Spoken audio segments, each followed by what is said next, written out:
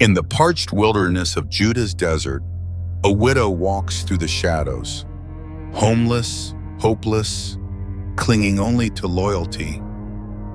But can loyalty reshape a destiny when the world turns its back?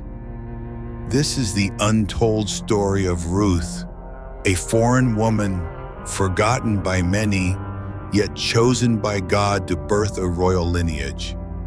Do you believe in second chances, in grace that surpasses the past?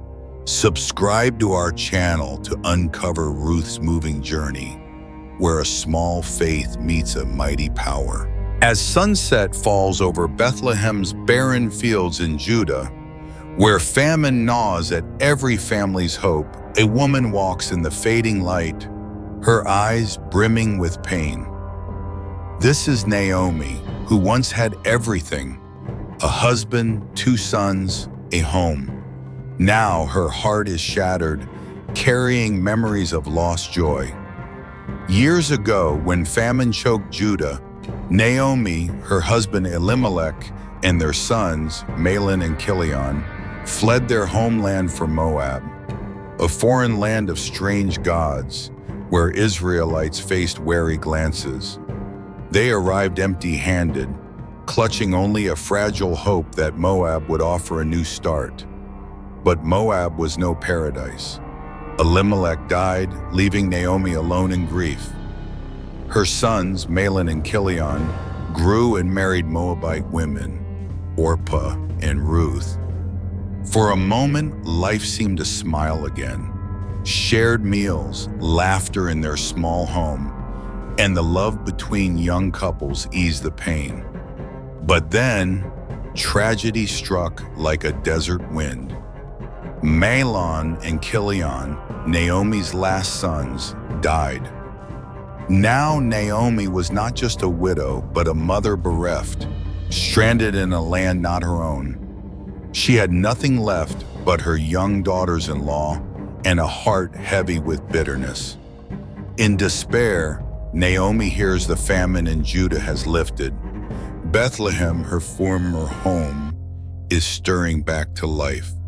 With a burdened heart, she resolves to return. The dusty, uncertain road ahead stretches long, but Naomi has nothing more to lose. She looks at Orpah and Ruth, young widows with futures still ahead. "Go back to your mother's homes," she says, her voice trembling. "You've been kind to me and to those now gone. May God bless you with new happiness." Orpah weeps, embraces Naomi, then turns back to Moab, to family and familiarity. But Ruth, with resolute eyes, grips Naomi's hand. "Don't urge me to leave you," she says, her voice steady despite a trembling heart. "Where you go, I will go. Your people will be my people, and your my God." Ruth, a Moabite, an outsider, chooses the harder path. She abandons her homeland, family, and security to step into an uncertain future, driven by love and loyalty to Naomi. In the crimson dusk, the 2 women walk, carrying grief and a faint spark of hope. Ruth doesn't know this choice will transform not only her destiny, but a nation's history.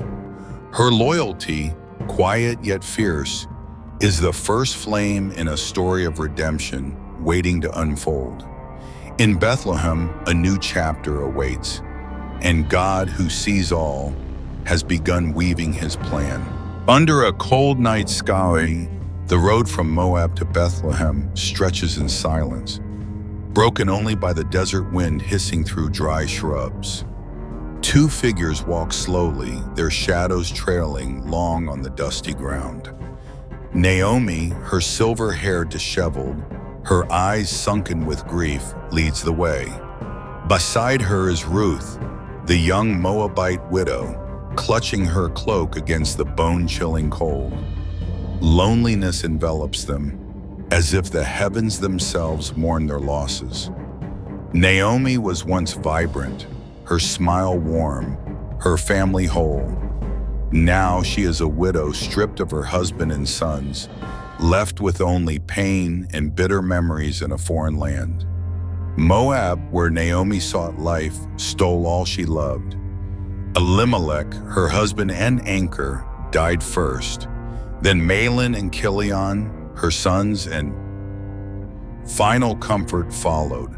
Naomi was left with no home, no future, only her young daughters-in-law, Orpah and Ruth, fellow widows. Hearing the famine in Bethlehem has ended, Naomi resolves to return home.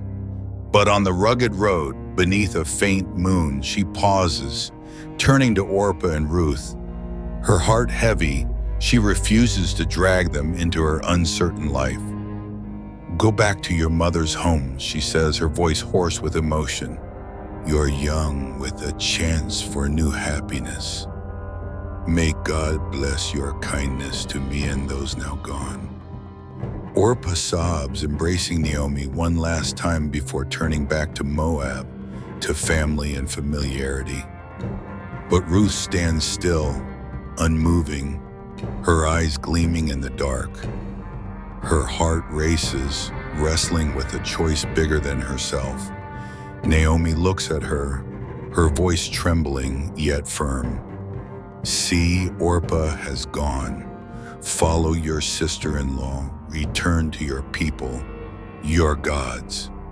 Ruth steps forward, grasping Naomi's frail hands, her gaze ablaze with fierce conviction. "Don't urge me to leave you," she says, her voice steady despite the fear of an unknown future. "Where you go, I will go. Where you stay, I will stay. Your people will be my people, and your good, my good. In life or death, I'm with you."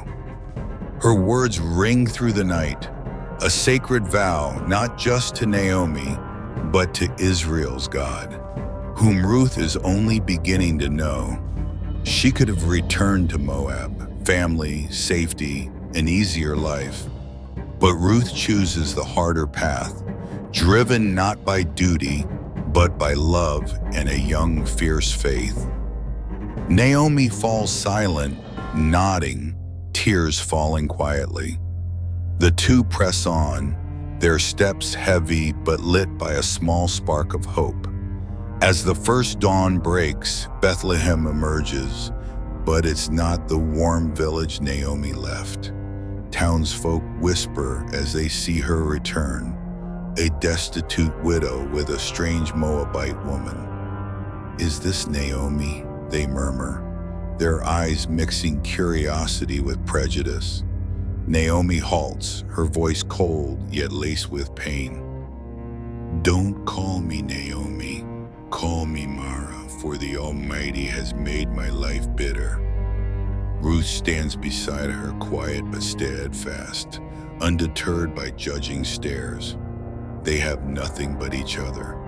No home, no money, no protector. As a Moabite, Ruth knows she'll be seen as an outsider, despised in God's land.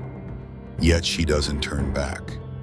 In her heart, a small flame of faith burns, enough to guide her through the dark. Bethlehem, with its parched fields and unfamiliar faces, is Ruth's first test.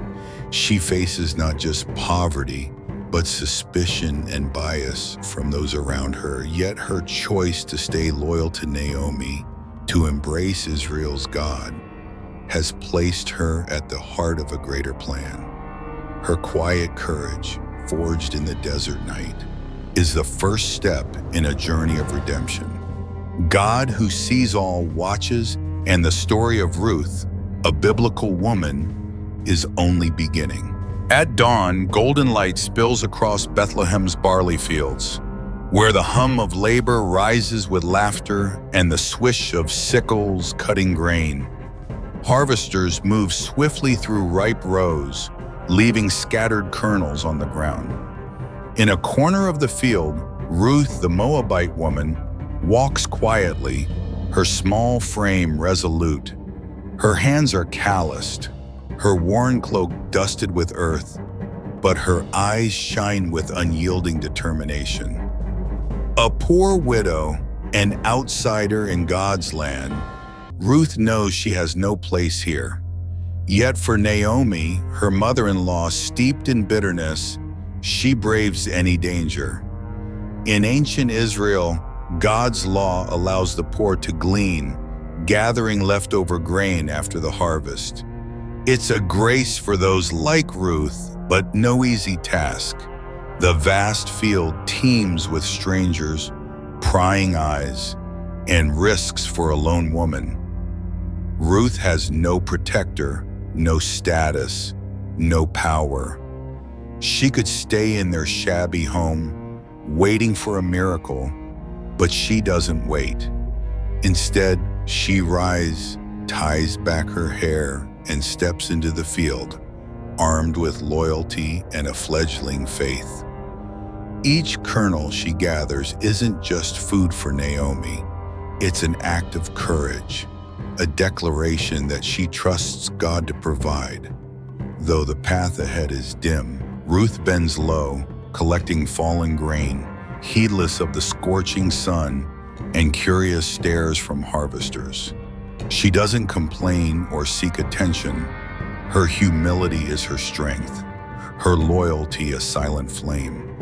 Unbeknownst to her, someone watches. Boaz, the field's wealthy owner, a man who fears God, approaches his workers.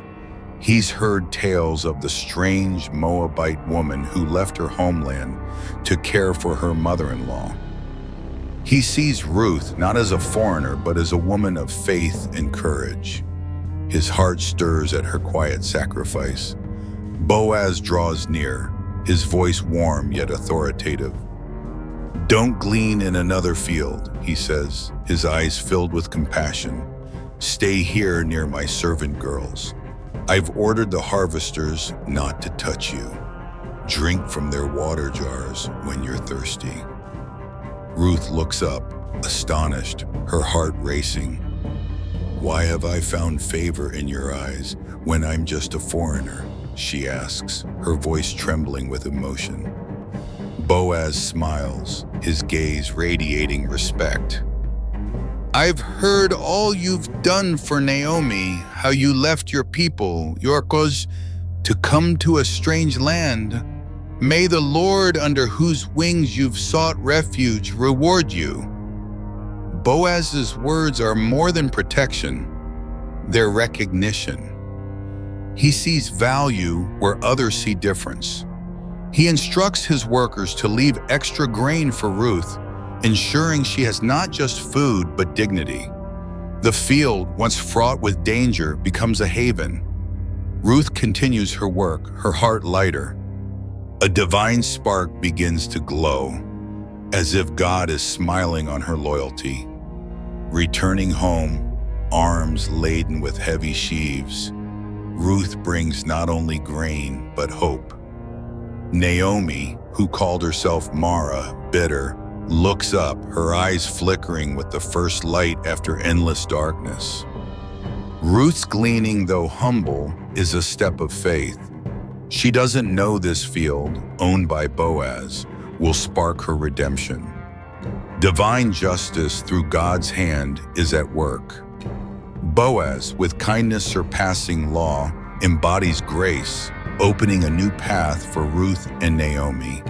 This biblical woman story, with his quiet courage, is leading them toward a future they never dared dream.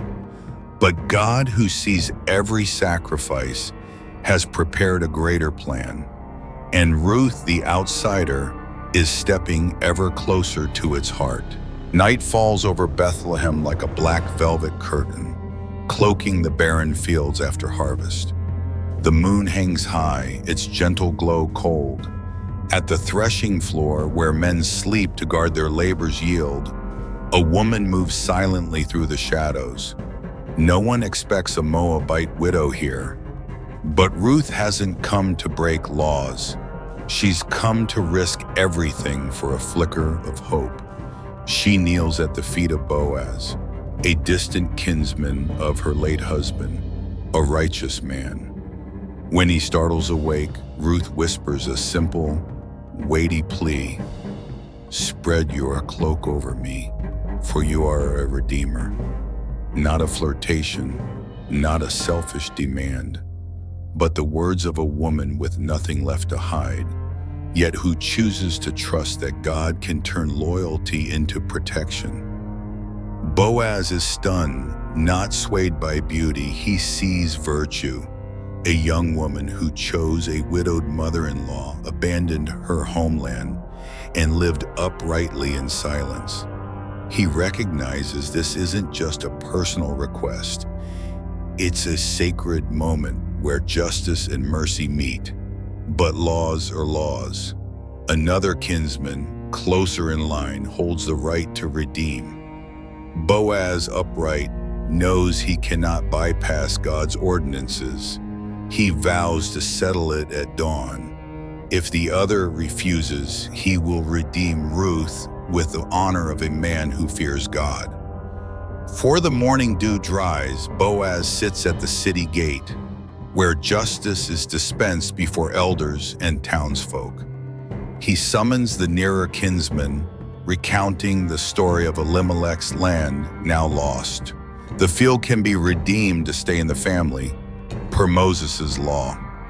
The kinsman agrees swiftly, but Boaz adds, on the day you redeem the land, you must also marry Ruth, the widow, to raise up an heir for the deceased. Tension hangs thick, eyes fix on the kinsman.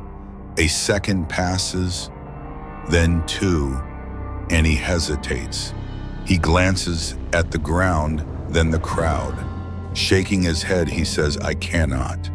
It might ruin my inheritance.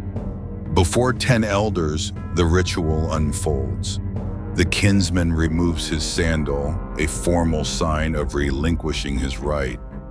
Boaz steps forward, declaring, today you witness that I redeem all that was Elimelech's, and I take Ruth the Moabite as my wife. In that moment, history shifts. A respected man weds a despised woman, not for her beauty, but her faithfulness. Not from duty, but because he sees in her the light of righteousness, courage, and trust in God. Ruth, once bereft, labeled a foreigner gleaning fallen grain, enters an Israelite family not as a beggar, but as one restored. From their union a child is born, Obed. He will father Jesse, Jesse will father David, Israel's greatest king. And from David's line, the Messiah will come. From a Moabite widow, from a poor field, from a moonlit risk. God weaves a global redemption. You might think you've strayed too far for salvation, that your past is too tangled, your status too low, your hope exhausted. But Ruth's story proves no one is beyond grace's reach. God doesn't choose the perfect, He chooses the faithful. He doesn't need a flawless record. He needs a heart willing to walk through darkness, trusting He's at work even when the way is unclear. Do you dare believe like Ruth? Dare to step from safety, placing yourself in the hands of the faithful one. For who knows, you might be at your own threshing floor, where one bold step, one plea, one act of obedience could change your destiny. Morning dawns over Bethlehem's fields, golden sunlight like honey flooding the ripe barley, infusing the air with the scent of new life. Here, just a season ago, Ruth stooped to glean fallen grain in desperation. Now she cradles her infant son, Obed, in the broad embrace of Boaz and the radiant gaze of Naomi. Joy overflows, filling hearts once withered. Naomi, the woman who declared her life bitter, now holds Obed close, whispering thanks. This child is not just Ruth's flesh, but proof of the restoration God promised. Can you feel that warmth? when hope, once extinguished, now blazes, not loudly but steady, like a hidden stream in the desert. That day, villagers gather, blessing Ruth and Boaz. Elderly women murmur to Naomi, "God has not left you without an heir. This grandson will restore your soul, sustain you in old age. Ruth, your daughter-in-law, whom you love, worth more than 7 sons, has given you this child." Who could have imagined a foreign woman, once on society's fringes, now mother to a lineage Israel will forever honor? Obed will grow, father Jesse. Jesse will father David, Israel's greatest king. And from David's line, the Messiah will rise, hope of salvation for all humanity. This isn't just a happy ending, it's God's declaration. No one is too small, too foreign, too sinful, too forsaken to be used by Him. God doesn't seek the perfect, He seeks the faithful. He doesn't promise an easy path, but a glorious end for those who dare to trust, to love, to stay loyal when all reasons fade. Ruth, the Moabite widow, once gleaning scraps, now stands in golden fields, proof of an eternal truth. A small faith, paired with steadfast loyalty, paves the way for vast grace and unexpected redemption. It's the second, third, even infinite chance God offers to anyone willing to return, to believe, to grasp His hand. Naomi smiles, a smile unseen for years through tears. Ruth gazes at her son, then at Boaz, knowing every sorrow, every rejection, every bitter tear was not in vain. God has woven them into a radiant tapestry of salvation beyond human imagination. And you, hearing the story, do you see yourself in Ruth, in Naomi, those who seemed forgotten yet remembered by God? Do you believe grace awaits at your road's end, no matter your past, no matter your failures? Ruth's story reminds us there's always a second chance for those who dare to trust. And perhaps your life's greatest miracle will begin with one small act of loyalty, one choice to believe despite an unseen path. If this story touches you, share it, subscribe to our channel, and spread this hope to others. Don't hesitate to share your own story. It might be the encouragement someone needs for their own dawn in a field of hope, faith, loyalty, and grace. Ruth's story isn't just the past, but the future for all who dare to begin again.